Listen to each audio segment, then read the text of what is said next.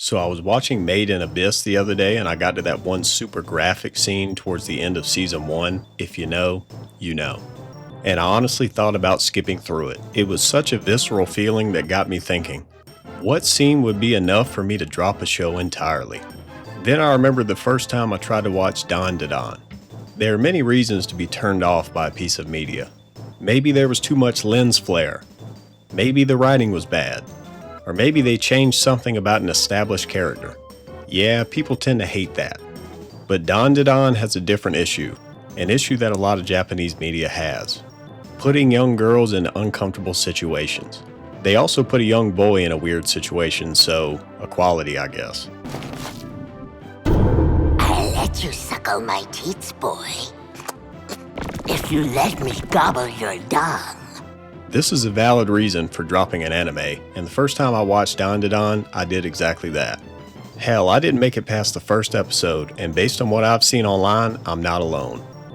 But then I kept seeing comments about how good this anime was, so I gave it another shot.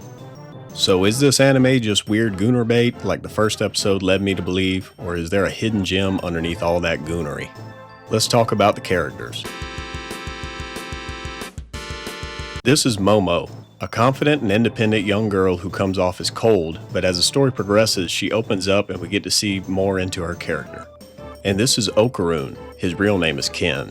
He's a shy and self-conscious nerd that Momo befriends, which gives him much more confidence. He's also obsessed with aliens and the paranormal.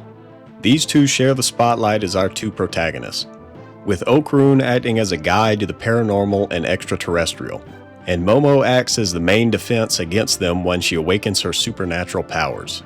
There are a lot of other important characters like Sexy Grandma and Playboy Loverboy Gigi, for example. This only scratches the surface of what these characters have to offer, and for the most part they're all very well written with their own quirks and strengths as well as weaknesses. Now for the plot.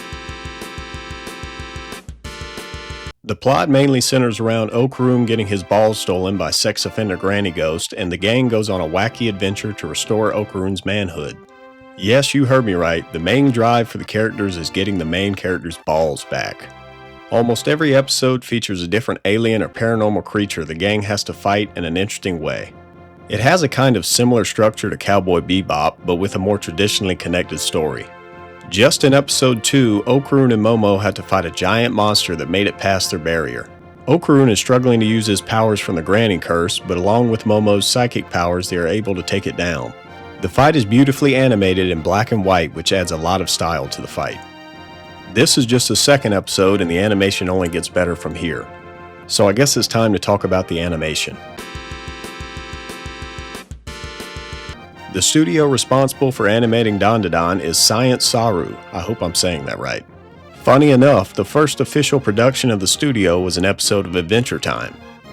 Before Dan Da Dan, they worked on a bunch of things I've never heard of and won Anime of the Year for Devilman Crybaby.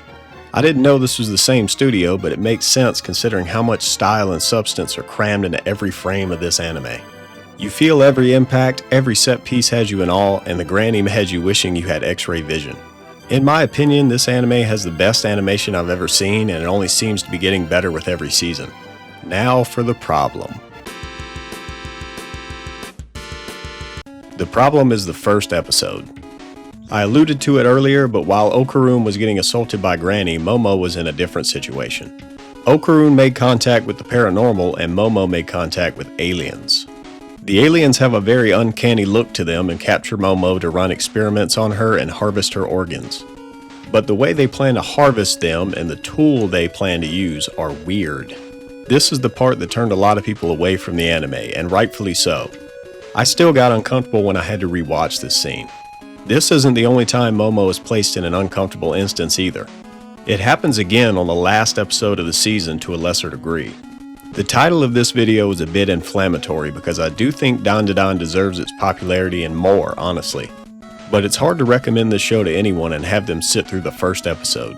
Everyone has their own limits and what they can tolerate in a piece of media, and you can't blame them for not wanting to sit through anything that makes them uncomfortable or something they hate just for the good parts.